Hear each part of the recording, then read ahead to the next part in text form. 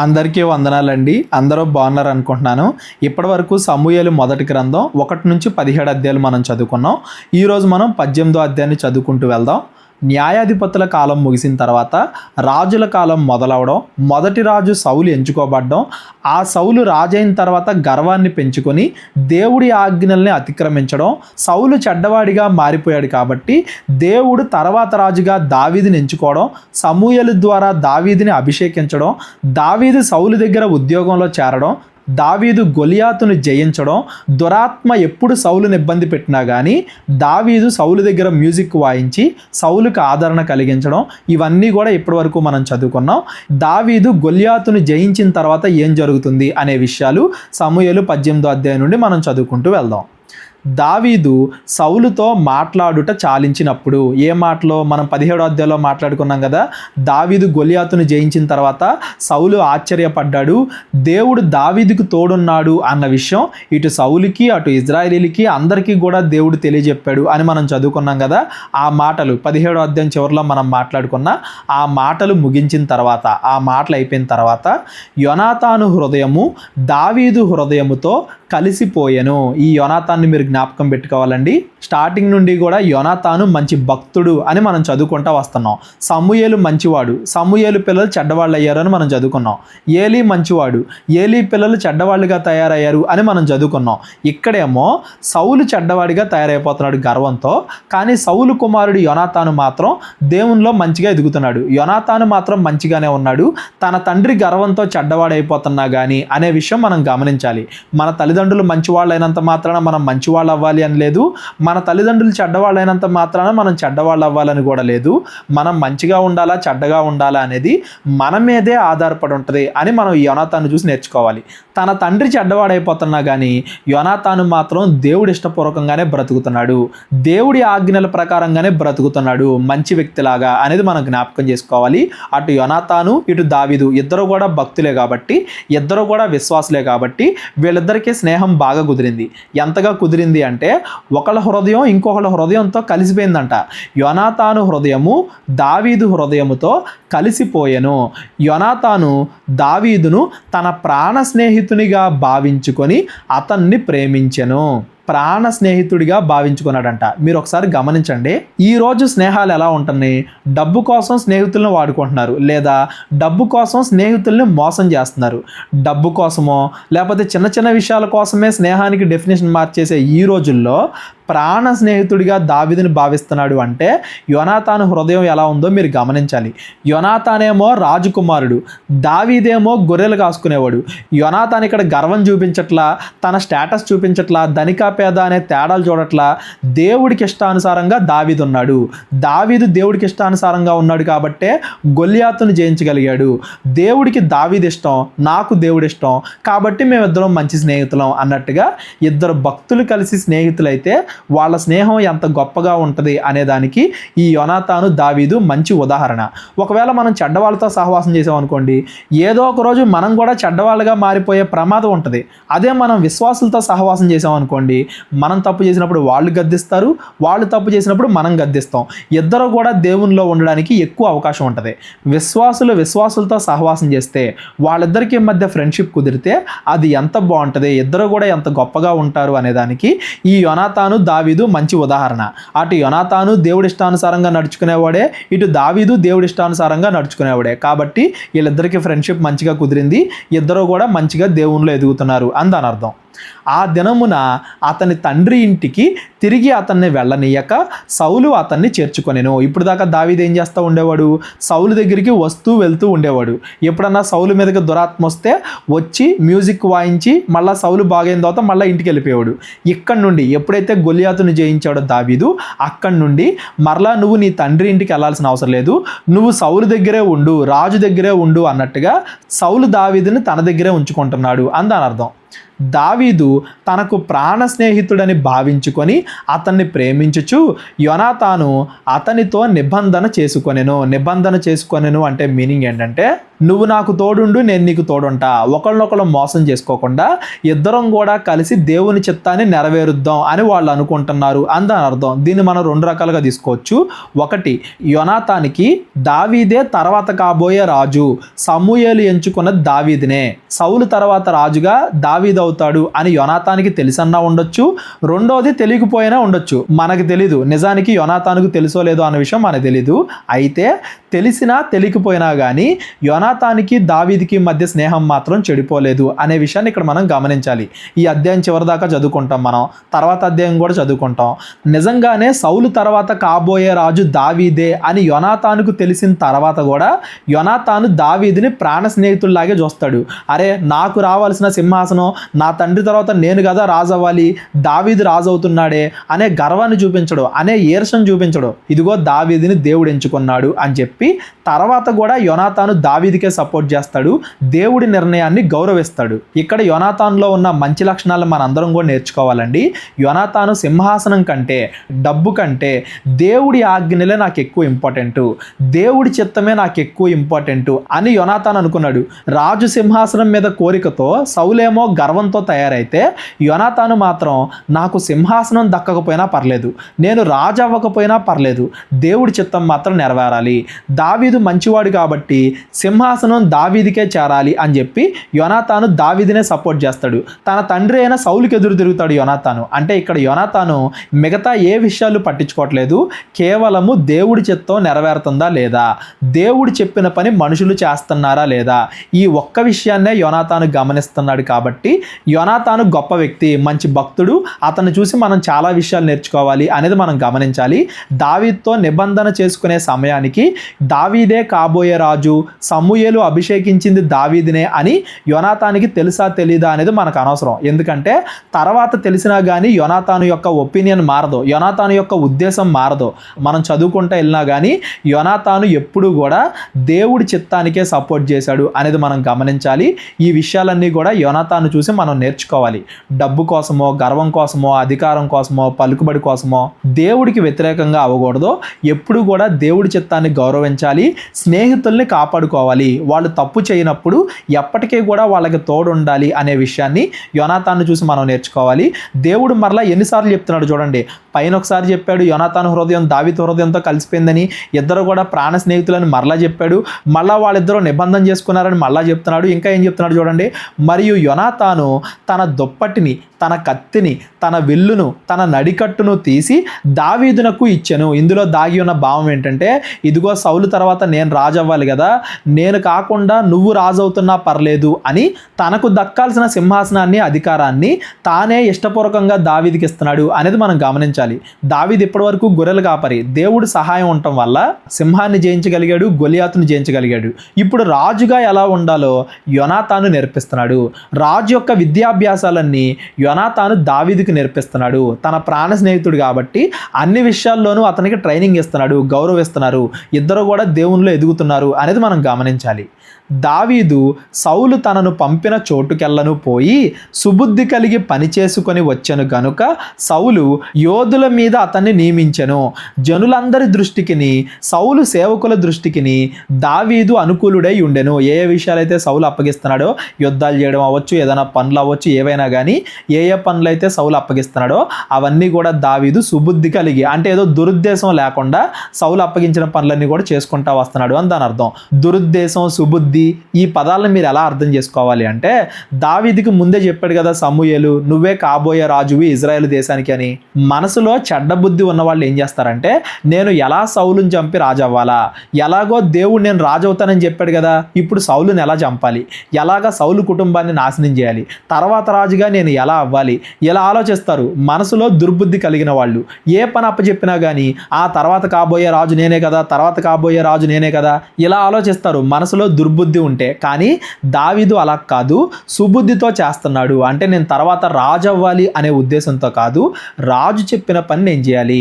దేవుడు సౌలును రాజుగా ఎంచుకున్నాడు కాబట్టి సౌలు ఏ పని చెప్పినా కానీ నేను చేయాలి అన్నట్టుగా రాజును గౌరవిస్తూ, పెద్దవాళ్ళను గౌరవిస్తూ, దేవుడి నిర్ణయాన్ని గౌరవిస్తూ పనిచేస్తున్నాడు. అంతేగాని నేను కూడా తర్వాత రాజు అవుతాను కదా అని చెప్పేసి మనసులో చెడ్డ బుద్ధి పెట్టుకునో, మనసులో గర్వం పెట్టుకునో దావీదు పనిచేయట్లేదు అనేది మనం గమనించాలి. సుమారుగా దావీదు సౌలు దగ్గర 15 సంవత్సరాలు పనిచేస్తాడు. ఈ 15 సంవత్సరాల్లో ఒక్కసారి కూడా నేను సౌలుని అంతం చేయాలి, సౌలు కుటుంబాన్ని అంతం చేయాలి, నేను వెంటనే సౌలుని అంతం చేసి నేను రాజు అవ్వాలి, ఇలాంటి హృదయం దావీదుకి రాలేదు. అంటే దావీదు ఎంత మంచివాడు అనేది మనం గమనించాలి. మనం పైకి ఎదగడానికి వేరే వాళ్ళని నాశనం చేయాల్సిన అవసరం లేదు. మనం దేవుడి ఆజ్ఞల ప్రకారంగా నడుచుకుంటే చాలు, దేవుడే మనల్ని హెచ్చిస్తాడు అనే విషయాన్ని దావీదుని చూసి మనం నేర్చుకోవాలి. దావీదు ఇలా అన్ని విషయాల్లో కూడా మంచి బుద్ధి కలిగిన వాడు కాబట్టి దేవుడు సౌలు దృష్టికి, జనులందరి దృష్టికి, సౌలు దగ్గర ఉన్న సేవకుల దృష్టికి అందరికీ కూడా దావీదుని మంచిగా కనబరిచాడు. దావీదు అందరికీ అనుకూలుడు ఆయన అని చూడండి. అంటే అందరూ కూడా దావీదులో ఉన్న మంచితనాన్ని, దేవుడు దావీదుకు తోడై ఉన్న విషయాన్ని గుర్తిస్తున్నారు, అందరికీ తెలుస్తుంది అని దాని అర్థం. దావీదు ఫిలిస్తీన్ని హతము చేసి తిరిగి వచ్చినప్పుడు, అంటే దావీదు యుద్ధాలు చేస్తున్నాడు సౌలు దగ్గర, కొన్ని సంవత్సరాలు గడిచింది అని దాని అర్థం. స్టార్టింగ్లో గొలియాతును జయించినప్పుడు దావీదు ఒక చిన్న బాలుడు. ఇప్పుడు దావీదు సైన్యానికి అధిపతి అయ్యాడు, సౌలు దగ్గర ఉండే సైనికులకి అధిపతి అయ్యాడు, యుద్ధాలు చేస్తున్నాడు, ఆ చుట్టుపక్కల ఉండే దేశాలన్నిటితో కూడా యుద్ధం చేస్తున్నాడు. అలా ఫిలిస్తీన్లతో యుద్ధం చేసి ఆ యుద్ధం గెలిచి మరలా తిరిగి ఇజ్రాయెల్ దేశానికి వచ్చేటప్పుడు స్త్రీలు ఇజ్రాయేలీల ఊర్లన్నిటిలో నుండి తంబోర్లతోనూ, సంభ్రమముతోనూ, వాయిద్యముతోనూ పాడుచు, నాట్యమాడుచు రాజైన సౌలుని ఎదుర్కొనుటకై వచ్చిరి. ఆ స్త్రీలు గాన ప్రతిగానములు చేయుచు, వాయించుచు సౌలు 1000 కొలదియు, దావీదు 10,000 కొలదియు శత్రువులను హతము చేసిరి అనిరి. ఇదిగో సౌలు 1000 మందిని చంపితే దావీదు 10,000 మందిని చంపాడు, సౌలు కన్నా దావీదు గొప్పవాడు అనే ఉద్దేశంతో వాళ్ళు పాటలు పాడుతున్నారు.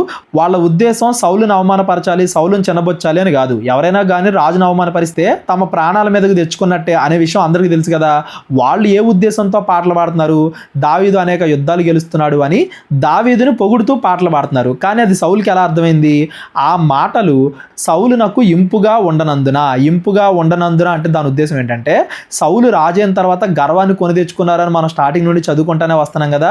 ఎప్పుడు కూడా తననే పొగడాలి, తన గొప్పగా చూడాలి అనే ఉద్దేశంతోనేమో సౌలు ఉన్నాడు. కానీ జనాలందరూ కూడా దావీదును పొగుడుతున్నారు. ఇది అతనికి నచ్చట్లా.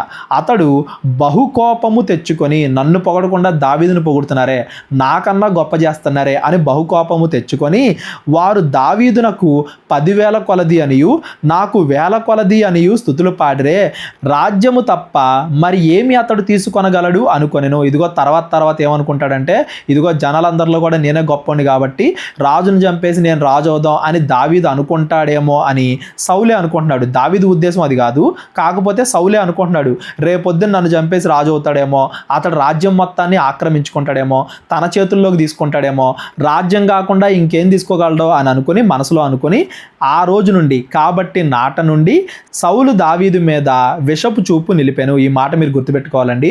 ఎప్పుడు కూడా ఎవరి మీద ఈర్ష ఉండకూడదు మనకి. ఇదిగో నేనే గొప్పగా ఉండాలి అనే కోరిక ఉండకూడదు.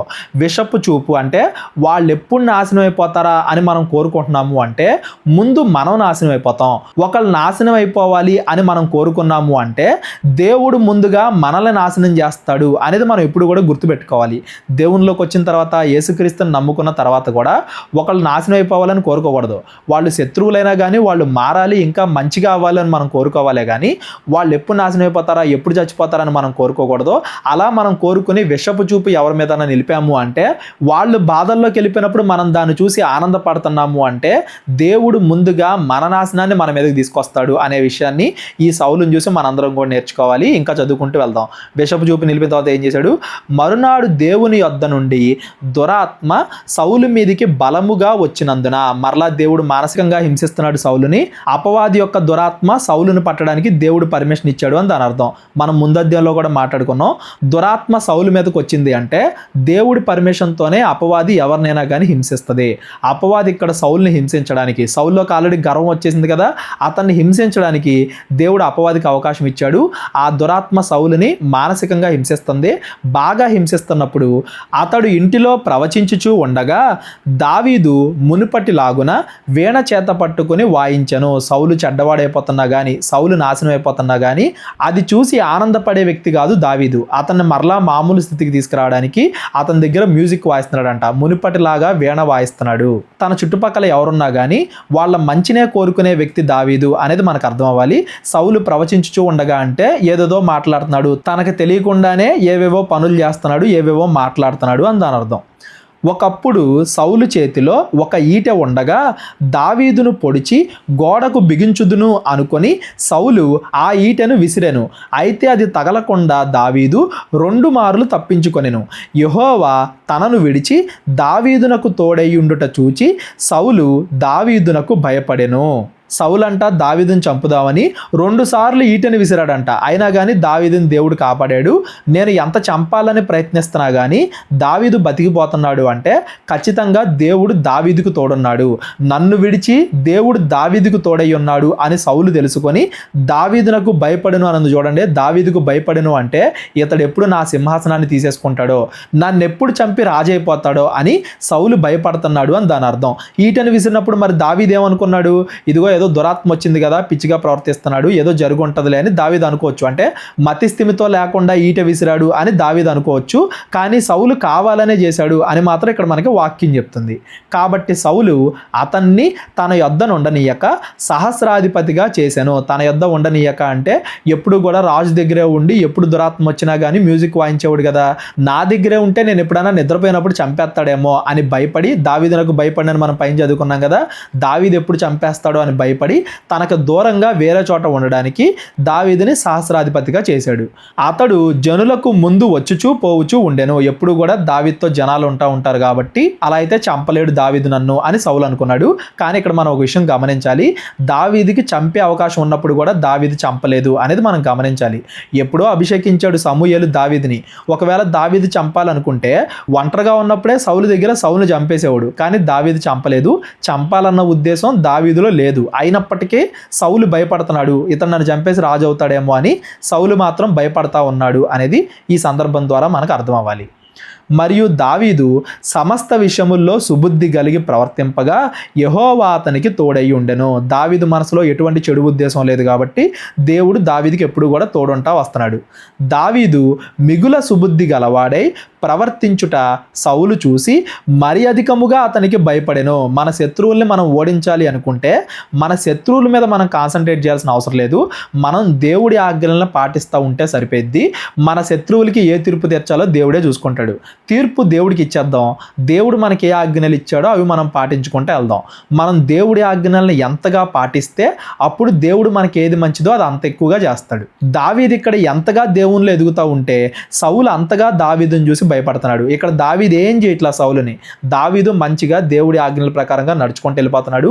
దేవుడు తనకి ఏది చెప్తే చేసుకుంటూ వెళ్ళిపోతున్నాడు. సౌలు పాపంలో ఉన్నాడు కాబట్టి దావీదు ఏం చేసినా కానీ భయం కలుగుతుంది సౌలుకి. దేవుడి దగ్గర ఉంటే భయం కలిగేది కాదు. ఇప్పుడు దేవుడి ఆత్మ వెళ్ళిపోయింది కాబట్టి ఎప్పుడెప్పుడు చంపేస్తాడా దావీదు నన్ను అని అనుమానం మనసులో పెట్టుకుని ఎప్పుడు కూడా భయపడతానే బతుకుతున్నాడు సౌలు అని దాని అర్థం. ఇజ్రాయేలు వారితోనూ యూదా వారితోనూ దావీదు జనులకు ముందు వచ్చుచు పోవుచూ ఉండుట చేత వారు అతన్ని ప్రేమింపగా సౌలు నా చెయ్యి వాని మీద పడకూడదు, ఫిలిస్తీన్ల చెయ్యి వాని మీద పడునుగాక అనుకొని జనాలందరిలో బాగా ఎదిగిపోతున్నాడు దావీదు. అదంతా కూడా చూసి సౌలు ఏమనుకున్నాడు, ఒక ప్లాన్ వేస్తున్నాడు. ఏమని? నేను డైరెక్ట్గా వాడిని చంపకూడదు, నా చెయ్యి వాడి మీద పడకూడదు, ఫిలిస్తీన్ల చేత అతన్ని చంపిస్తాను, శత్రువుల చేత అతన్ని చంపిస్తాను అని చెప్పి ఒక ప్లాన్ వేస్తున్నాడు. ఏంటా ప్లాను? దావీదు, నా పెద్ద కుమార్తె అయిన మేరబును నీకిత్తును, నీవు నా పట్ల యుద్ధశాలివై ఉండి యెహోవా యుద్ధములను జరిగింపవలెను. తాను చెడ్డ పని చేస్తూ దానికి మళ్ళీ దేవుడి పేరు వాడుకుంటున్నాడు. ఇదిగో నువ్వు యుద్ధాలు చేయి, యుద్ధాల్లో నువ్వు గెలిస్తే అప్పుడు నా పెద్ద కుమార్తె అయిన మేరబుని నీకు ఇచ్చి పెళ్లి చేస్తా అని చెప్పి మాట్లాడుతున్నాడు. ఎందుకు? నిజంగా పెళ్లి చేద్దామని కాదు. యుద్ధాలకు వెళ్తే ఆ ఫిలిస్తీన్లు దావీదుని ఓడించేస్తారు కదా, దావీదు చచ్చిపోతాడు కదా, యుద్ధాల్లో దావీదుని చంపేద్దాం, అప్పుడు నా చెయ్యి పడదో ఫిలిస్తీన్లు అతను చంపేశారు అనుకుంటారు అని చెప్పేసి అట్లా చంపుదామని ప్లాన్ వేశాడు సౌలు. అందుకు దావీదు రాజునకు అల్లుడు నగుటకు నేను ఎంతటి వాడను, నా స్థితి అయినను ఇజ్రాయేల్లో నా తండ్రి కుటుంబమైనను ఏ పాటివని సౌలుతో అనెను. ఇదిగో యుద్ధాలు చేయమంటే నేను చేస్తాను, నీ కూతురిని నాకు ఇచ్చి పెళ్లి చేసి అంత గొప్పవాడిని కాదు నేను అంటున్నాడు. అంటే దావీదు తను తగ్గించుకుంటున్నాడు అనేది మనకు అర్థం అవ్వాలి. తను తగ్గించుకున్నవాడు హెచ్చింపబడతాడు, హెచ్చించుకున్నవాడు తగ్గింపబడతాడు అని యేసుక్రీస్తు వారు చెప్పినట్టుగా ఎప్పుడు కూడా మనం దీన స్వభావంతో ఉంటే దేవుడే మనల్ని హెచ్చిస్తాడు. ఇదిగో నేను రాజుకు అల్లుడైపోవాలి, బాగా ధనవంతుడిని అయిపోవాలి, ఆ తర్వాత రాజు అయిపోవాలి, ఇలాంటి కోరికలు ఏమి కూడా దావీదుకి లేవు అనేది కూడా మనకు అర్థం అవ్వాలి. సౌలు ఏది చెప్తే అది చేస్తున్నాడు. సౌలు యుద్ధానికి వెళ్ళమంటే యుద్ధానికి వెళ్తాడు, అంతేగాని సౌలు కుమార్తెను పెళ్లి చేసుకోవాలి, రాజుకు అల్లుడైపోవాలి, ఇలాంటి ఉద్దేశాలు నాలో లేవు, మీరు యుద్ధం చేయమంటే యుద్ధం చేస్తాను అన్నట్టుగా దావీదు మాట్లాడుతున్నాడు. అయితే సౌలు కుమార్తె అయిన మేరబును దావీదుకు ఇయ్యవలసి ఉండగా సౌలు ఆమెను మెలోహతీయుడైన అద్రియేలుకిచ్చి పెళ్లి చేశాను. మేరబును దావీదుకి ఇయ్యవలసి ఉండగా అంటే దాని ఉద్దేశం ఏంటంటే ఏవైతే యుద్ధాలు సౌలు చేయమన్నాడో, ఏ యుద్ధాలు చేస్తే తన కుమార్తెనిచ్చి పెళ్లి చేస్తాను అన్నాడో ఆ యుద్ధాలు దావీదు చేశాడు అని దాని అర్థం. అటు దావీదు యుద్ధానికి వెళ్తే ఎలాగో దావీదు యుద్ధంలో చనిపోతాడు కదా అని చెప్పేసి అటు యుద్ధం జరుగుతుండగా ఇటు వేరే వాళ్ళకి సౌలు ఆమెనిచ్చి పెళ్లి చేస్తాడు అని దాని అర్థం. అటు యుద్ధం గెలిచొస్తే దావీదుకి తన కుమార్తెను ఇవ్వాల్సి వస్తుంది, అయినా కానీ ఎలాగోలా చచ్చిపోతాడు కదా దావీదు అని అనుకుని సౌలు ఏం చేశాడు, మెలోహతీయుడైన అద్రియేలుకిచ్చి పెళ్లి చేశాను. డైరెక్ట్గా చంపుదాం అనుకున్నాడు, ముందు ఈట విసిరాడు, దావీదు చనిపోలేదు. ఇప్పుడు ఫిలిస్తీన్లతో యుద్ధానికి పంపిస్తే చచ్చిపోతాడు అనుకున్నాడు, కానీ యుద్ధాలు గెలిచి వస్తున్నాడు దావీదు. దేవుడు దావీదుకు తోడున్నాడు. సౌలు ఎన్ని రకాలుగా దావీదుని చంపాలనుకున్నా కానీ దేవుడు దావీదుని రక్షిస్తున్నాడు అనేది ఈ మాటల్లో ఉన్న భావం. అయితే తన కుమార్తె అయిన మీకాలు దావీదు మీద ప్రేమ కలిగి ఉండగా సౌలు విని సంతోషించి అంటే తన కుమార్తె ప్రేమించింది కాబట్టి పెళ్లి చేద్దామని కాదు, సంతోషించి అంటే దావీదుని చంపడానికి ఇంకొక అవకాశం వచ్చింది అని దాని అర్థం. సంతోషించి ఆమె అతనికి ఉరిగా నుండునట్లు ఫిలిస్తీన్ల చెయ్యి అతని మీద ఉండునట్లు నేను ఆమెను అతనికిత్తును అనుకొని ఇప్పుడు నీవు మరి ఒక దాని చేత నాకు అల్లుడు అగుదువు. ఇదిగో నేను అంతకుముందు నా కుమార్తెనిచ్చి నీకు పెళ్లి చేస్తాను అన్నాను కదా, నాకు తెలీదు, వేరే వాళ్ళకి ఇచ్చాను, పెళ్లి చేస్తాను, మీరు యుద్ధంలో ఓడిపోయారు అనుకున్నాను నేను, నువ్వు యుద్ధంలో గెలిచి వచ్చావు కాబట్టి ఈసారి నేను నా వేరే కూతుర్నిచ్చి నీకు పెళ్లి చేస్తా అని చెప్పి తన సేవకులను పిలిపించి మీరు దావీదుతో రహస్యముగా మాట్లాడి రాజు నీ యందు ఇష్టము కలిగి ఉన్నాడు, అతని సేవకులందరూ నీ ఎడల స్నేహముగా ఉన్నారు, కాబట్టి నీవు రాజునకు అల్లుడవు కావాలనని చెప్పవలనని ఆజ్ఞ ఇచ్చెను. సౌలు సేవకులు ఆ మాటను బట్టి దావీదుతో సంభాషింపగా దావీదు నేను దరిద్రుడనై ఎన్నికలేని వాడనై ఉండగా రాజునకు అల్లుడనగుట స్వల్ప విషయమని మీకు తోచునా అని వారితో అనగా మళ్ళా తగ్గించుకుంటున్నాడు దావీదు తాను. సౌలు సేవకులు దావీదు పలికిన మాటలు అతనికి తెలియజేసిరి. అందుకు సౌలు ఫిలిస్తీన్ల చేత దావీదును పడగొట్టవలెనన్న తాత్పర్యము గలవాడే, మళ్ళా అదే ప్లాన్ కదా, ఫిలిస్తీన్లతో చంపించాలి అని చెప్పేసి ఆ ఉద్దేశంతో రాజు ఓలిని కోరక రాజు శత్రువుల మీద పగదీర్చుకొనవలనని ఫిలిస్తీన్ల 100 ముందోళ్లు కోరుచున్నాడని దావీదుతో చెప్పుడి అనెను. ఓలి అంటే ఎవరైనా కానీ పెళ్లి చేసుకునే ముందు ఆ కాలంలో మగవాళ్ళు ఆడవారి కుటుంబానికి ఏదో ఒక కానుక ఇచ్చేవాళ్ళు, డబ్బులో ఏదోటి అలాగా. ఈ కాలంలో అంటే ఆడవాళ్ళు ఇస్తున్నారు కానీ కట్నాలుగా, పాతకాలంలో మగవాళ్ళే పెళ్లి చేసుకునేటప్పుడు ఆడవాళ్ళకి ఏదోటి ఇచ్చేవాళ్ళు, ఓలి అనేవాళ్ళు. ఇదిగో రాజు నీ దగ్గర నుండి ఏం కోరట్లేదు, తన కుమార్తెనిచ్చి నీకు పెళ్లి చేయాలి అంటే 100 మంది ఫిలిస్తీన్లు చంపి వాళ్ళని చంపాను అన్నట్టుగా ఒక గుర్తు తీసుకురావాలి, వాళ్ళ ముందోళ్ళు తీసుకురావాలి, 100 మందిని చంపి అప్పుడు రాజు తన కుమార్తెనిచ్చి నీకు పెళ్లి చేస్తాడు అని చెప్పేసి సౌలు సేవకులు వెళ్ళి దావీదుతో చెప్పారు. సౌలు సేవకులు ఆ మాటలు దావీదునకు తెలియజేయగా తాను రాజునకు అల్లుడు కావాలనన్న కోరిక గలవాడై, రాజునకు అల్లుడు కావాలన్న కోరిక అంటే దావీదు కూడా సౌలు కుమార్తెను ప్రేమించాడు అని దాని అర్థం. మీకాలు దావీదును ప్రేమించింది కదా, దావీదు కూడా మీకాలను ప్రేమించాడు, ఆమెను పెళ్లి చేసుకోవాలి అనుకుంటున్నాడు అని దాని అర్థం. రాజునకు అల్లుడు కావాలంటే ఆ మీకాలను పెళ్లి చేసుకోవాలి అనే కోరికతో గడువు దాటక మునిపే లేచి తన వారితో పోయి ఫిలిస్తీన్లలో 200 మందిని హతము చేసి వారి ముందోళ్లు తీసుకువచ్చి రాజునకు అల్లుడు అవుటకై కావలసిన లెక్క పూర్తి చేసి అప్పగింపగా సౌలు తన కుమార్తెన మీకాలును అతనికిచ్చి పెళ్లి చేశాను. 200 మంది ఫిలిస్తీన్లు చంపి, యాక్చువల్గా 100 మందిని చంపితే చాలని చెప్పాడు సౌలు, దావీదేమో 200 మంది ఫిలిస్తీన్లు చంపి వాళ్ళని చంపాను అన్నట్టుగా గుర్తులు తీసుకొచ్చి రాజు ముందు పెట్టాడు. ఇంకా చేసేదేమీ లేక సౌలు తన కుమార్తె అయిన మీకాల్ని దావీదుకి ఇచ్చి పెళ్లి చేశాడు. దావీదు ఎక్కడా కూడా గొప్ప రాజ్యాన్ని సంపాదించుకోవాలి, డబ్బు సంపాదించుకోవాలి, సౌలుకు అల్లుడైపోవాలి, సింహాసనం కావాలి, ఇలాంటి కోరికలతో దావీదు పనిచేయలేదు అనేది మనం గుర్తుపెట్టుకోవాలి. అందుకే 2 సార్లు సౌలు అడిగినా కానీ నేను ఎంతటి వాడను, దరిద్రుని కదా, ఎన్నిక లేని వాడిని కదా అని చెప్పేసి దావీదు మాట్లాడడం మనం గమనించవచ్చు. దావీదు డబ్బు కోసమో, సింహాసనం కోసమో, రాజు కావాలనే ఆశ కోసమో చేయలేదు. కేవలం మీకాల్ని ప్రేమించాడు కాబట్టి దానికోసం చేశాడు అనేది మనం గమనించాలి. ప్రేమ పెళ్లి అనేది కంప్లీట్గా వేరే టాపిక్. దాని గురించి ఎవరికైనా సందేహాలు ఉంటే డిస్క్రిప్షన్లో నా నెంబర్ ఉంటుంది, కాల్ కానీ వాట్సాప్ కానీ చేయండి. ఇక్కడైతే దావీదు ఏ తప్పు చేయలేదు, దేవుడు ఇష్టానుసారంగా నడుచుకుంటున్నాడు, అందుకే దేవుడు దావీదుకు తోడై ఉన్నాడు అనేది మీరు గమనించండి. ఈ అధ్యాయంలో ఎవరికైనా ఏదైనా డౌట్ వస్తే డిస్క్రిప్షన్లో నా నెంబర్ ఉంటుంది, కాల్ కానీ వాట్సాప్ కానీ చేయండి. ప్రేమ పెళ్లికి ముందు ప్రేమించుకోవడం కరెక్టా కాదా అనే దాని గురించి కూడా ఒక సెపరేట్ వీడియో మన ఛానల్లో చేస్తాను. దానికోసం కూడా వెయిట్ చేయండి. లేదు అనుకుంటే నాకు కాల్ చేయండి, నేను ఎక్స్ప్లెయిన్ చేస్తాను. యెహోవా దావీదునకు తోడుగా ఉండుటయు తన కుమార్తె అయిన మీకాలు అతన్ని ప్రేమించుటయు సౌలు చూసి దావీదునకు మరి ఎక్కువగా భయపడి ఎల్లప్పుడూ దావీదు మీద విరోధముగా ఉండెను. మీకాలేమో దావీదును ప్రేమిస్తుంది, దేవుడేమో దావీదు ఏ పని చేసినా కానీ అతనికి సహాయం చేస్తున్నాడు. నేనేం అవ్వాలి? ఒకవేళ నా అల్లుడుగానే ఇతడు స్థిరపడిపోతే ఏదో ఒక రోజు నన్ను చంపేసి రాజు అవ్వచ్చు అని చెప్పేసి ఇంకా సౌలు దావీదుకు భయపడతానే ఉన్నాడు అని దాని అర్థం. ఫిలిస్తీన్ల సర్దార్లు యుద్ధమునకు బయలుదేరుచూ వచ్చిరి. వాళ్ళు బయలుదేరినప్పుడల్లా దావీదు బహు వివేకము కలిగి ప్రవర్తించుచూ రాగా సౌలు సేవకులందరికంటే అతని పేరు బహు ప్రసిద్ధికి ఎక్కెను. ఎంతగా సౌలు దావీదును నాశనం చేయాలని కోరుకుంటే అంతగా దావీదుని దేవుడు హెచ్చిస్తున్నాడు. చేసిన ప్రతి యుద్ధంలోనూ దేవుడు దావీదుని గెలిపిస్తున్నాడు. ఎన్నిసార్లు యుద్ధాలు జరిగినా, ఫిలిస్తీన్లు ఎన్నిసార్లు వచ్చినా కానీ యుద్ధం చేయడానికి దేవుడు దావీదుని గెలిపిస్తానే వచ్చాడు ఆ యుద్ధాల్లో అని దాని అర్థం. ఈ 18వ అధ్యాయం అంతా కూడా ఇండైరెక్ట్గా, అంటే ఎవరికీ తెలియకుండా దావీదుని చంపాలి అని సౌలు ప్రయత్నాలు చేస్తూ ఉన్నాడు కదా, అందరికీ తెలిసేలాగా డైరెక్ట్గా చంపాలని ప్రయత్నాలు చేస్తాడు. అది మనం సమూయేలు మొదటి గ్రంథం 19వ అధ్యాయం నుండి రేపొద్దున మనం మాట్లాడుకుందాం. ఈ 18వ అధ్యాయంలో ఎవరికైనా ఏదైనా అర్థం కాకపోతే డిస్క్రిప్షన్లో నా నెంబర్ ఉంటుంది, కాల్ కానీ వాట్సాప్ కానీ చేయండి. ఈ 18వ అధ్యాయంలో మనం నేర్చుకోవాల్సిన ముఖ్య విషయం ఏంటంటే, ఎవరన్నా మనల్ని ద్వేషిస్తున్నా, ఎవరన్నా మనల్ని ప్రేమిస్తున్నా మనం మాత్రం దేవుడి ఆజ్ఞల ప్రకారంగా నడుచుకుంటూ వెళ్ళిపోవాలి. అప్పుడు మనకి ఏది అవసరమో అది దేవుడు చేయించుకుంటూ వస్తాడు, మనకి ఏది అవసరం లేదో అది దేవుడు దూరం చేస్తూ ఉంటాడు. మన శత్రువుల నుండి కూడా మనల్ని కాపాడుతూ ఉంటాడు.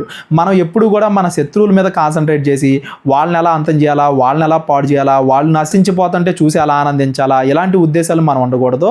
స్వస్థ బుద్ధి, సుబుద్ధి కలిగి మనం దేవుడి ఆజ్ఞల ప్రకారంగా నడుచుకుంటూ వెళ్ళిపోతే మనకు కావాల్సిన మన రక్షణ అదంతా కూడా దేవుడు చూసుకుంటాడు. మన జీవితంలో ఏది మంచిదో అది దేవుడు తీసుకొస్తాడు అనేది ఈ 18వ అధ్యాయం ద్వారా మనం గమనించాలి. 19వ అధ్యాయం నుండి రేపొద్దున మనం చదువుకుందాం. మా పరిచర్య కోసం ప్రార్థించండి. ప్రేరేపణ కలిగిన వాళ్ళు మా పరిచర్యకి సహకరించండి. అందరికీ వందనాలు. దేవుడు మిమ్మల్ని అందరినీ కూడా దీవించి ఆశీర్వదించును గాక. అందరికీ వందనాలండి. కేవలం 30 వీడియోస్లో బైబిల్ నేర్చుకోండి అనే ఎంతో విలువైన ఈ కోర్స్ జస్ట్ ₹1 మీకు కావాలి అంటే మీ పేరు, మీ ఊరు ఈ నెంబర్కి వాట్సాప్ చేయండి. ఈ కోర్సులో ఏ విషయాలు ఉంటాయో ముందుగానే తెలుసుకోవడానికి ఈ వీడియో పాస్ చేసి టాపిక్స్ అన్నీ చదువుకోండి.